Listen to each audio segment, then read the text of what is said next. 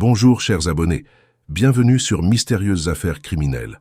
Avant de commencer, pensez à vous abonner, à aimer la vidéo et à la partager autour de vous.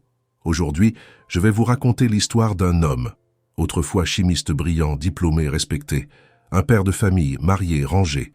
Mais un jour, il a tout laissé derrière lui. Il a quitté la science pour plonger dans le monde impitoyable du trading.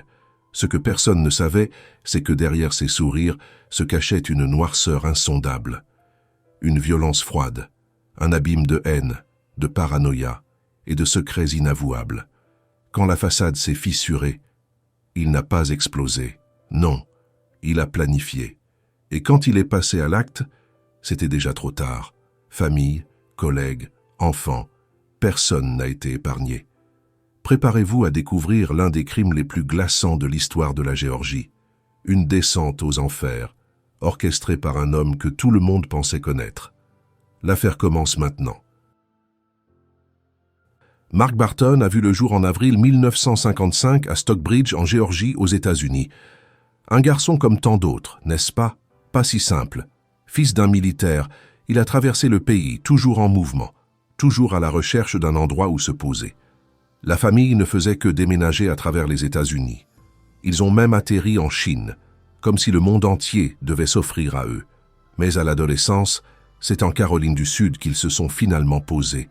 C'est là que l'histoire a pris un tour un peu plus sombre, parce qu'à ce moment-là, les choses se sont dégradées entre ses parents. L'idylle s'effritait, et l'épuisement de sa mère, après des années à suivre le rythme des déménagements, a eu raison d'elle. Elle a demandé le divorce. Mark a dû grandir dans cette atmosphère tendue, mais avec un père qui refusait de disparaître complètement de sa vie. Toujours là, à distance, mais là quand même. Le jeune Mark, lui, n'a jamais été un garçon facile, solitaire, un peu trop distant peut-être, comme si l'émotion ne s'était jamais vraiment invitée chez lui. Est-ce que c'était le mal-être, ou juste cette soif de comprendre, cette curiosité étrange de l'adolescence qui pousse à explorer des endroits sombres, difficiles à dire. Ce qui est certain, c'est que Mark n'a pas eu la chance de connaître les vrais liens d'amitié. Ses camarades de classe, c'étaient presque des étrangers. À force de se chercher, il a fini par se perdre dans des chemins bien moins innocents.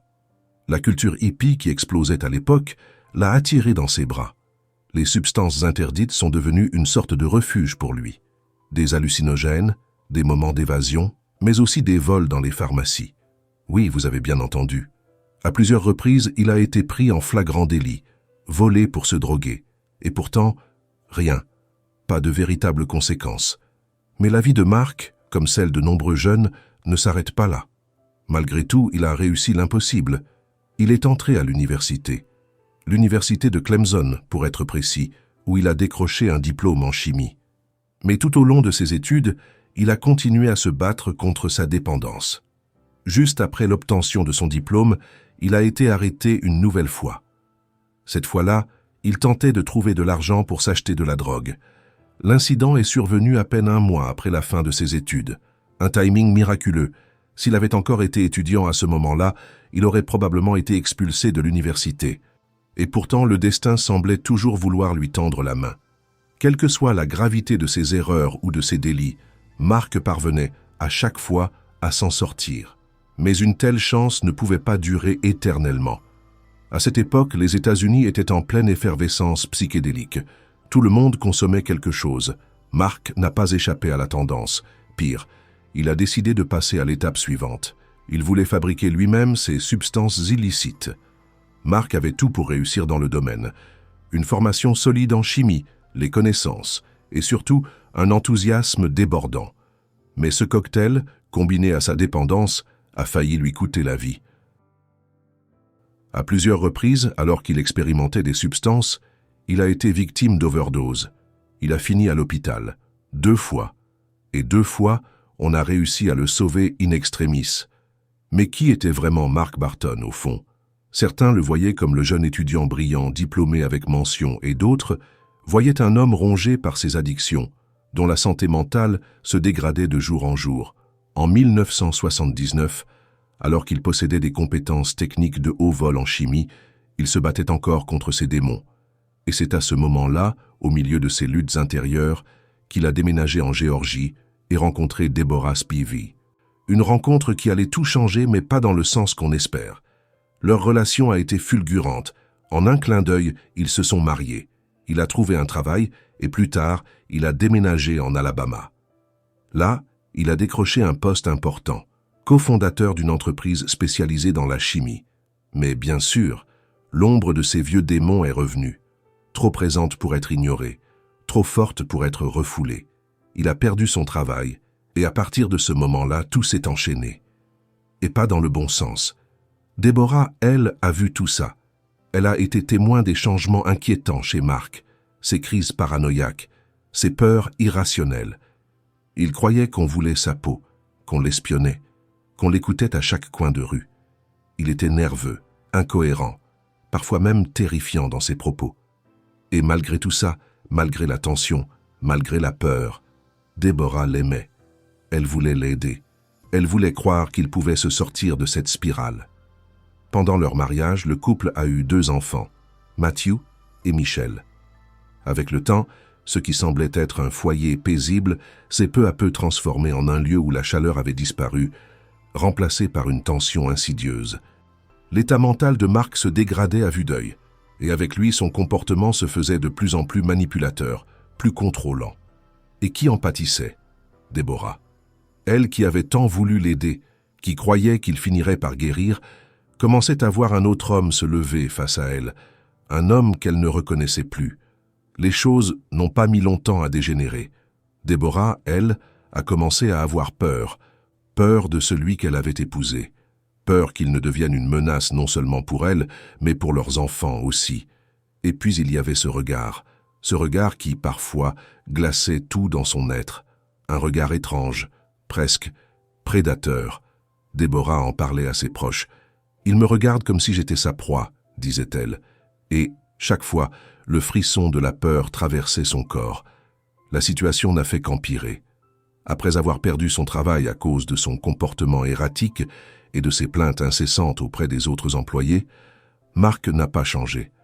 Son esprit semblait sombrer un peu plus chaque jour, et la consommation des substances illicites n'a fait qu'aggraver la situation. Mais là où les choses ont pris un tournant dramatique, c'est le lendemain de son licenciement. Le genre de situation où, après une chute vertigineuse, vous vous attendez à ce que tout s'arrête. Mais non, il fallait que ça s'aggrave encore. Les ordinateurs de la société ont été piratés, des bases de données sensibles ont été effacées, des informations volées, et quand les enquêteurs ont remonté la piste, la vérité a éclaté au grand jour. Mark était derrière tout cela. Les preuves étaient là, claires, irréfutables. Il a été arrêté, bien sûr. Mais contre toute attente, la société a décidé de retirer la majorité des accusations.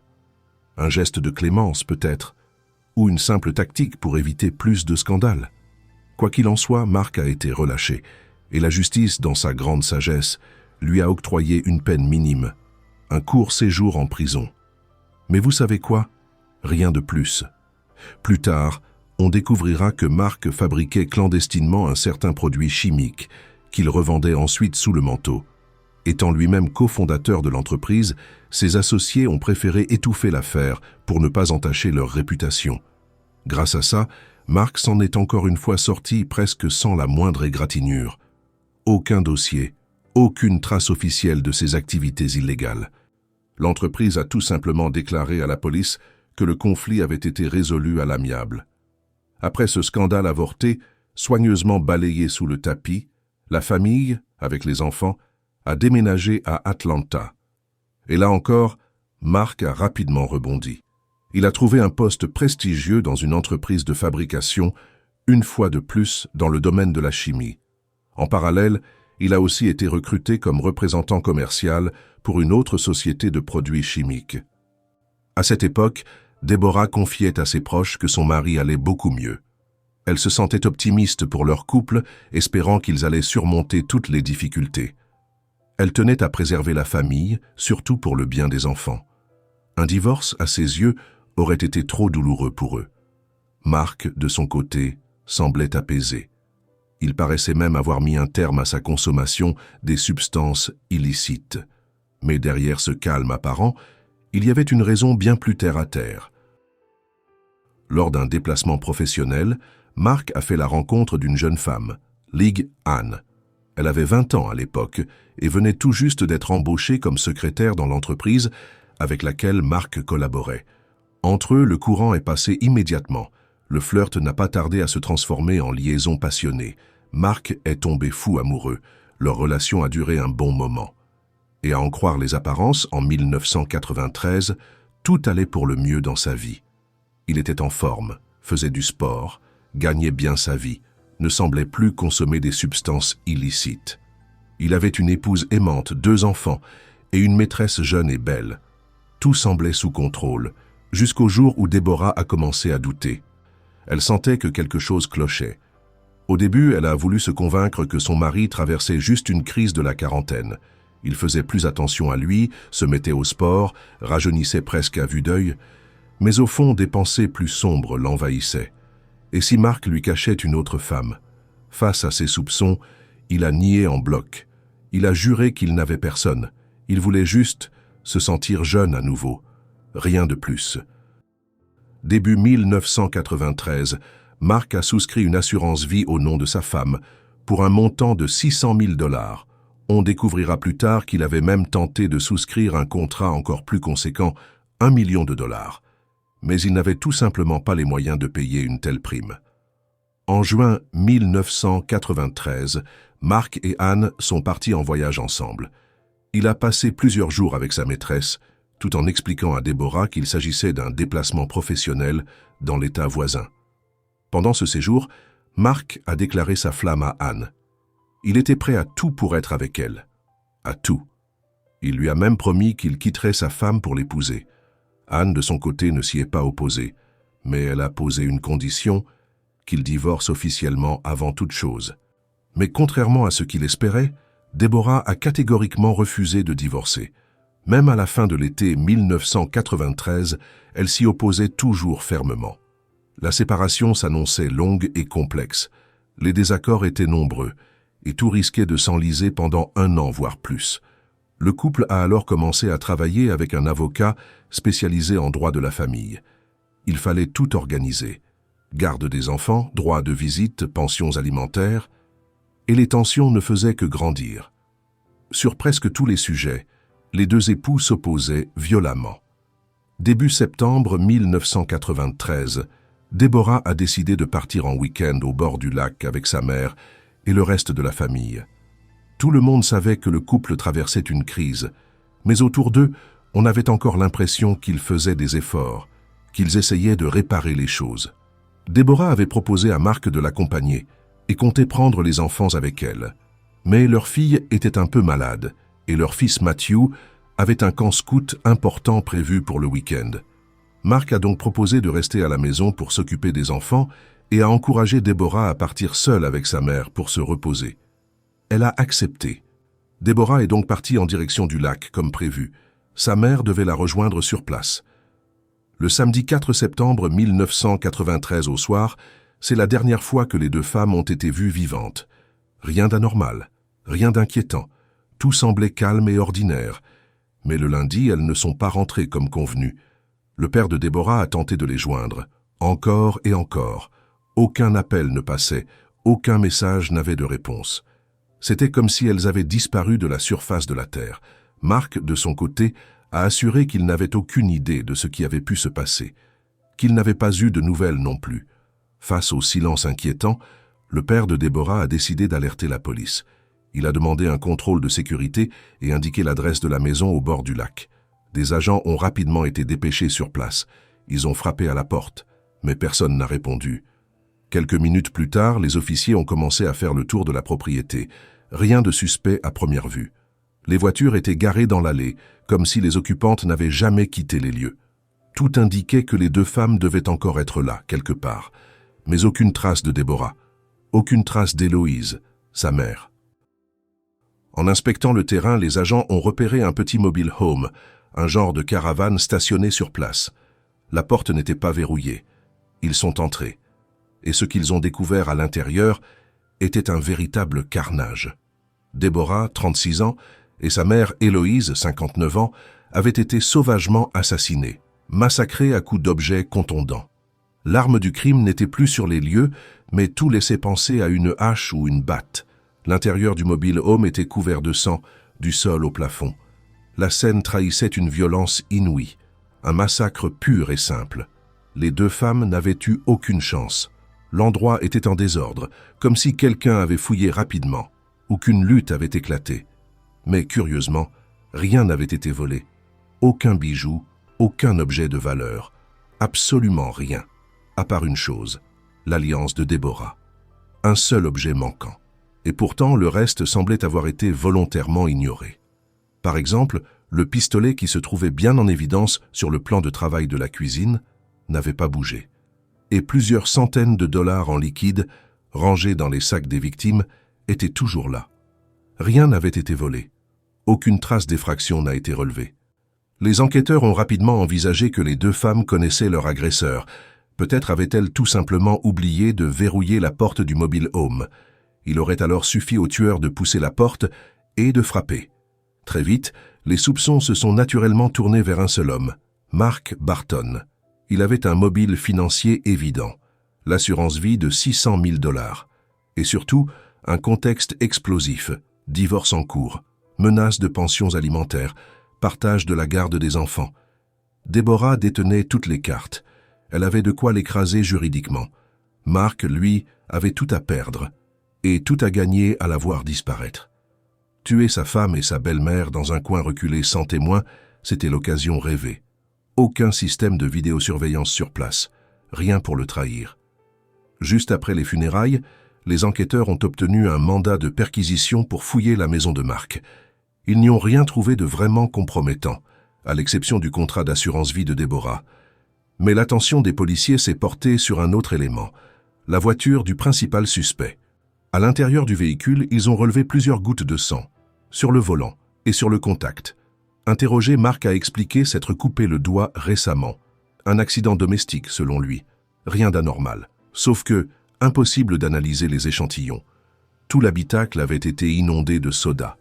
Les taches de sang étaient contaminées, irrécupérables, inexploitables.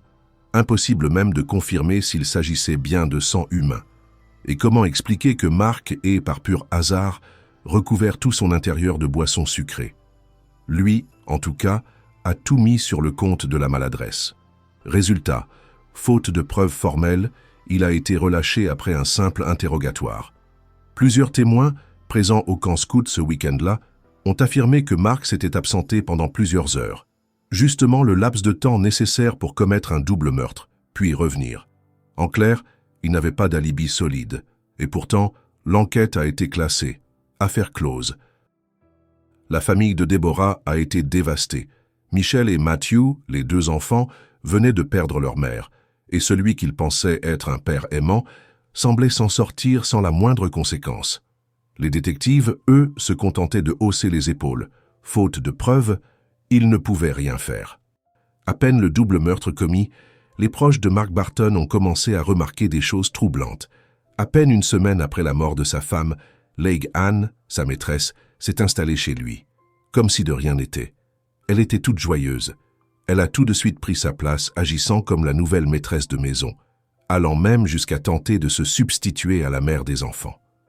Une fois l'affaire classée, Mark a perçu l'indemnité de l'assurance vie de Deborah. Pas la somme complète, mais tout de même 294 000 $. Une somme qu'il a jugée insuffisante. Il a donc attaqué l'assureur en justice, exigeant le paiement intégral. Et il a fini par obtenir gain de cause. Le montant a été réévalué à 450 000 $. Sur ce total, 150 000 ont été placés dans un fonds en fiducie pour ses enfants. Mark, de son côté, affichait partout son bonheur. Il disait être fou amoureux de Leigh Ann, qu'il n'avait jamais aimé quelqu'un à ce point. Alors, sans surprise, ils se sont mariés. Avec cet argent en poche, Mark s'est senti pousser des ailes. Il a quitté son travail pour se lancer dans un nouveau projet, le trading. Il est devenu trader dans une société de courtage. En parallèle, il s'est mis au jeu d'argent, très sérieusement. Mais peu de temps après la mort de Deborah, son état émotionnel a commencé à décliner. Le trading, qui semblait prometteur au départ, est vite devenu un désastre. Mark multipliait les erreurs. Il n'avait ni formation financière, ni réelle expérience. Pourtant, il misait des sommes colossales, qu'il perdait les unes après les autres. Résultat, en juin 1999, il avait non seulement dilapidé tout son argent, mais il était aussi endetté à hauteur de 105 000 $. Une dette colossale, liée à des titres financiers que des clients lui avaient confiés. Tout ça à cause d'une série de transactions désastreuses qu'il avait réalisées ces derniers mois. Finalement, Mark a perdu sa licence de courtier. Il a été licencié. Mais il ne comptait pas abandonner. Il a trouvé un poste dans une autre entreprise spécialisée dans les investissements technologiques, une société appelée Momentum Securities. Fait ironique, leur bureau se trouvait juste en face de son ancien lieu de travail. Mais personne ne savait alors que Mark Barton était en train de sombrer. Son état mental se détériorait à vue d'œil. Et une fois encore, au lieu de générer des profits, il a enchaîné les pertes. Et comme d'habitude, cela s'est terminé par un nouveau licenciement. Le 29 juillet 1999, Mark Barton est retourné dans les locaux de Momentum Securities, son ancien employeur situé à Atlanta. Une fois à l'intérieur, il a échangé quelques mots avec d'anciens collègues. Plusieurs l'ont reconnu et selon leurs témoignages, rien dans son comportement ne semblait alarmant. Jusqu'à ce qu'il prononce une phrase qui les a glacés d'effroi. « J'espère que ça ne gâchera pas votre journée de trading. » Et là, sans prévenir, Mark a sorti 2 armes de poing et a ouvert le feu. 4 personnes sont mortes sur le coup. Avant de quitter les lieux, Mark a tenté d'abattre son ancien supérieur et mentor, Brad Schommel. Il lui a tiré dessus à 3 reprises. Les 2 hommes semblaient entretenir une relation professionnelle respectueuse, mais visiblement, Mark ne voyait pas les choses de la même manière. Par miracle, Brad a survécu. Ce carnage n'avait rien de spontané. Ce n'était pas un accès de rage aveugle. Mark savait parfaitement ce qu'il faisait. Il était venu avec un plan. Il s'est rendu délibérément dans l'entreprise qu'il avait licenciée après l'avoir accusé de détournement de fonds. Mais ce n'était qu'un début. Sans se presser, Mark a quitté le bâtiment et a traversé la rue, profitant de la confusion générale. Son objectif suivant, l'immeuble voisin, celui où il avait travaillé juste avant. Une autre entreprise qui, elle aussi, l'avait congédié. À peine entré, il a croisé le manager des bureaux, Kevin Dial. Il ne lui a adressé aucun mot. Il a simplement pointé son arme sur sa poitrine et a tiré. Kevin est mort sur le coup. Une nouvelle fusillade a alors éclaté. Mark a abattu 3 autres traders dans ce 2e bâtiment. C'était la panique totale. Un mouvement de foule incontrôlable. Les gens hurlaient, couraient, se cachaient, tentaient de fuir à tout prix. Quand 5 nouvelles victimes sont tombées sous ses balles, Mark est entré dans une salle de conférence et a ouvert le feu sur les employés présents. L'une des premières personnes touchées a été le cofondateur de la société, celui-là même qui avait un jour offert un emploi à Mark. Quand les policiers ont encerclé l'immeuble, Mark n'était déjà plus là. Dans la confusion, il avait réussi à s'échapper. Mais un témoin l'a vu fuir, se faufiler dans la foule, monter à bord d'un minivan vert et s'éclipser. Ce témoin a eu la présence d'esprit de relever le numéro de la plaque d'immatriculation. Il l'a transmis aux forces de l'ordre dès leur arrivée sur place. Grâce à ce renseignement, la police a pu identifier rapidement leur suspect, Mark Barton. Malheureusement, impossible de retrouver la trace du véhicule. Il s'était volatilisé. Aucune piste exploitable, aucun signalement fiable. Les autorités ont donc pris une décision urgente, alerter les médias. L'objectif était clair, informer le public, diffuser le portrait du tireur à grande échelle et mobiliser tous les témoins potentiels. Il fallait, au minimum, avertir la population. Un homme armé, extrêmement dangereux, errait en liberté. Dès les 30 premières minutes, les appels ont commencé à affluer au commissariat. Un employé de station-service a rapporté avoir vu Mark s'arrêter pour faire le plein. Il avait repris la route aussitôt après. 4 heures plus tard, une jeune femme s'est présentée au poste de police. Elle était en état de choc. Un inconnu l'avait agressée en pleine rue, l'avait menacée avec une arme, lui avait pointé le canon sur le corps. Elle avait réussi à s'échapper, mais c'est en voyant le visage de Mark Barton à la télévision, accompagné du mot « tueur », qu'elle avait compris qu'il avait attaqué. Elle était terrifiée. Pour les enquêteurs, une chose devenait claire, Mark envisageait de prendre une otage pour faciliter sa fuite.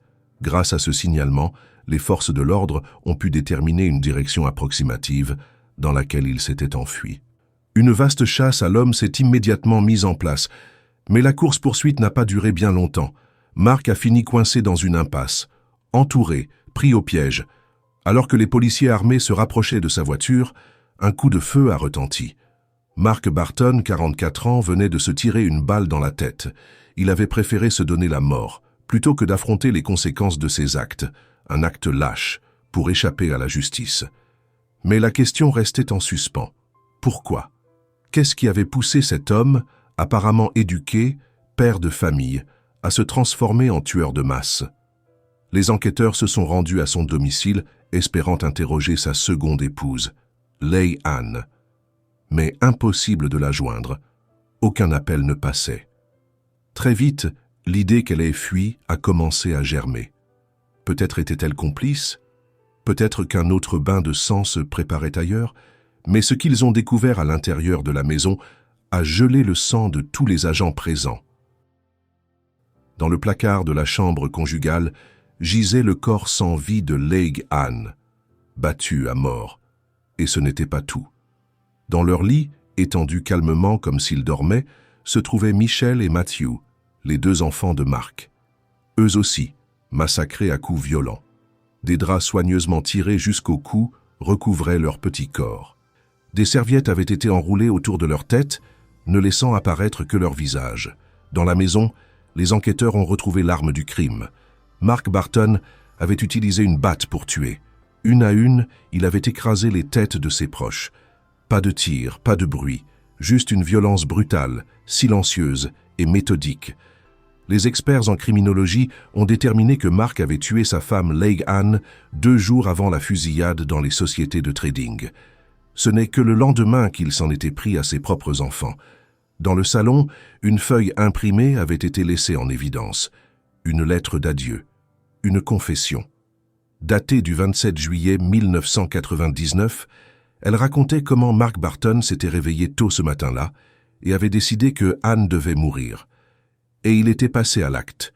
Dans ce même document, il affirmait avoir offert à ses enfants un week-end inoubliable, qu'il décrivait comme des adieux déguisés.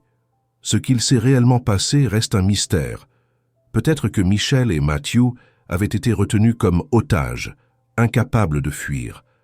Après avoir massacré tous les siens, Mark a laissé des messages sur les corps. Chacun avait été recouvert d'un drap. Et sur les enfants, il avait posé de petits objets symboliques. Sur la poitrine de Michelle, les enquêteurs ont trouvé un ourson en peluche, accompagné d'un mot manuscrit. Sur celle de Matthew, une lettre également, et une console de jeu. Ces 2 messages portaient la même date, le 29 juillet 1999, 6h38 du matin. Dans ces lettres, Mark ne donnait pas de vraie explication. Il écrivait qu'il ne serait compris par personne. Il disait simplement qu'il haïssait la vie et les valeurs de cette société. Cette haine avait grandi en lui pendant des mois, jusqu'à ce qu'il franchisse l'irréparable.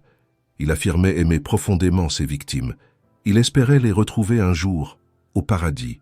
Il disait leur avoir donné une mort rapide, indolore, s'être assuré qu'ils ne souffrent pas. Parce que, selon lui, des enfants sans parents sont voués à une vie de douleur. Alors il avait décidé de les emmener avec lui. Il était persuadé que Dieu veillerait sur eux dans l'au-delà. Mais avant d'y aller, Mark avait une dernière mission. Emporter avec lui le plus grand nombre possible de personnes, ceux qu'il considérait, à tort ou à raison, comme les artisans de sa chute. Dans sa lettre, il laissait entendre que tout avait commencé avec leur déménagement en Alabama. C'est là, disait-on, que sa dégringolade mentale avait commencé. Deborah, sa première épouse, en parlait souvent à ses proches. Elle racontait qu'à partir de ce moment, Mark était devenu paranoïaque.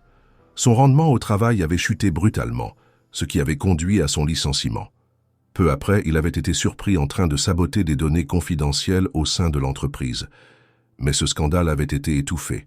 La direction ne voulait pas faire de vagues. Elle ne pouvait pas se permettre une mauvaise publicité, surtout pour une société encore jeune sur le marché. Alors on avait évité le procès. Mark avait écopé d'une courte peine de prison, qu'il avait purgée sans bruit. Et une fois encore, il était ressorti libre.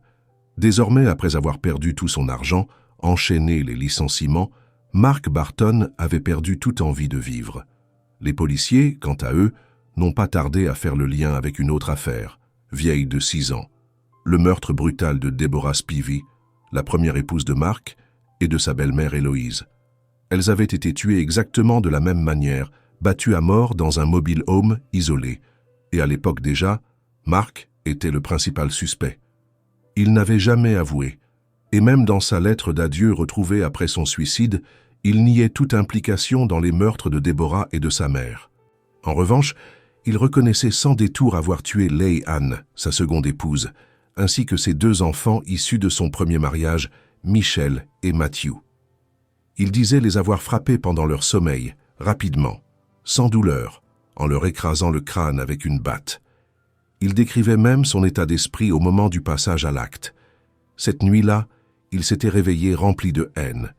Une haine froide et totale envers tout ce qui l'entourait.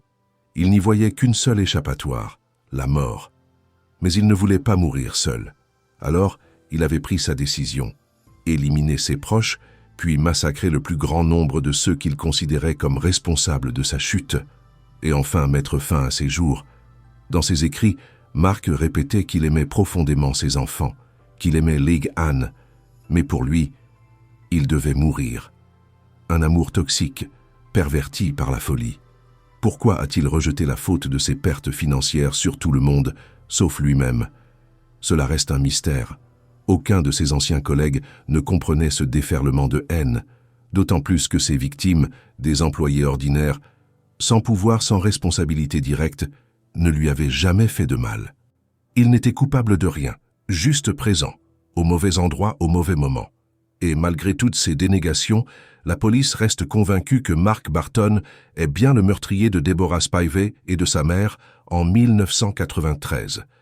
D'abord parce que le mode opératoire est identique, une batte, des coups précis, un acharnement.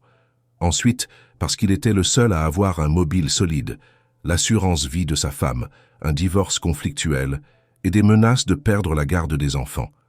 Il connaissait les lieux, il savait où elles étaient, et surtout, il était le seul à pouvoir y accéder sans éveiller les soupçons. La région était isolée, sans passage extérieur. Personne d'autre n'avait de raison d'y être ce jour-là. Les voisins, eux aussi, ne doutaient pas de sa culpabilité. Ils savaient que Mark et Deborah se disputaient constamment. Ils redoutaient ce qui se passait derrière les portes closes de la maison des Barton, et un dernier élément glaçant est venu renforcer ces soupçons. En février 1994, 6 mois après la mort de Deborah, leur fille Michelle, alors âgée de seulement 2 ans et demi, a confié quelque chose d'horrible à une éducatrice de sa crèche. Elle lui a dit que son père lui faisait des choses qu'un père ne devrait jamais faire à son enfant, des attouchements, ce que vivait cette petite fille. Personne n'a jamais vraiment pu le comprendre. Mais ce que l'on sait aujourd'hui, c'est qu'elle n'aura plus jamais à le revivre. Car celui qui aurait dû la protéger l'a trahie, puis l'a tuée. Peut-être que les abus sur sa fille avaient commencé bien avant. Et cela aurait pu être une autre raison de vouloir se débarrasser de sa première épouse. Une enquête avait bien été ouverte à l'époque, mais elle n'avait jamais abouti. Les déclarations confuses de la fillette, combinées à l'absence de preuves matérielles, avaient bloqué toute procédure.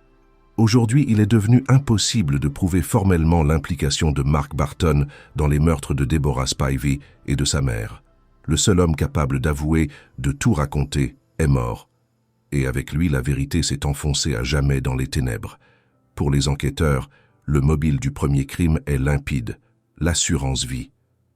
Mark a touché l'argent immédiatement après la mort de Deborah et s'en est servi pour financer son rêve de devenir trader. Il s'est lancé dans des investissements à haut risque, misant tout sur des actions technologiques qui ont rapidement dégringolé. Dans sa lettre, il affirmait que la mort était sa seule échappatoire. Mais les policiers n'y croient pas, car après avoir tué Leigh Ann et ses enfants, il ne s'est pas donné la mort. Non, il est allé massacrer ses collègues, puis il a fui. Il a tenté de s'échapper, de recommencer, de survivre. Mark Barton n'avait pas prévu de mourir. Il a été forcé à se donner la mort, quand il a compris qu'il n'y aurait pas d'autre issue que la prison. Au total, il a tué 9 anciens collègues, 3 membres de sa propre famille, et blessé 13 autres personnes qui, elles, ont miraculeusement survécu à l'attaque. Ses enfants n'avaient que 8 et 11 ans. Sa seconde épouse, Leigh Ann, en avait 27. Ses victimes comprenaient 7 traders, dont le plus jeune venait d'avoir 30 ans, et le plus âgé 60. Un gestionnaire de bureau de 36 ans a aussi été tué, ainsi qu'un étudiant de 44 ans en informatique, employé chez Alltech Investment Group, et jusqu'à aujourd'hui, nombreux sont ceux qui considèrent que la liste des victimes devrait inclure Deborah Spivey et sa mère. Alors, était-ce la chute d'un homme rongé par ses échecs et sa paranoïa, ou le vrai visage d'un prédateur qui n'a fait que dissimuler sa monstruosité derrière un masque de normalité? Mark Barton a détruit tout ce qu'il avait construit. Il a éliminé ceux qu'il disait aimer. Il a semé la mort dans les bureaux, là où on s'attend à parler chiffres, pas à entendre des coups de feu. Il a fui la justice, pour mieux lui échapper en se tirant une balle dans la tête. Mais ce qu'il a laissé derrière lui, ce sont des familles détruites, des enfants sans parents, des questions sans réponse, et un trou béant dans le cœur de ceux qui ont survécu. Et vous, pensez-vous qu'il a tué aussi sa première femme et sa belle-mère? Était-ce un homme en souffrance, ou un tueur froid et méthodique, prêt à tout pour échapper à la honte de l'échec? Dites-le moi en commentaire. Si cette affaire vous a glacé le sang ou bouleversé, pensez à vous abonner à la chaîne, à aimer la vidéo pour soutenir mon travail et à activer la cloche pour ne rien rater des prochaines histoires. Merci d'avoir été là jusqu'au bout. Prenez soin de vous et méfiez-vous des monstres silencieux.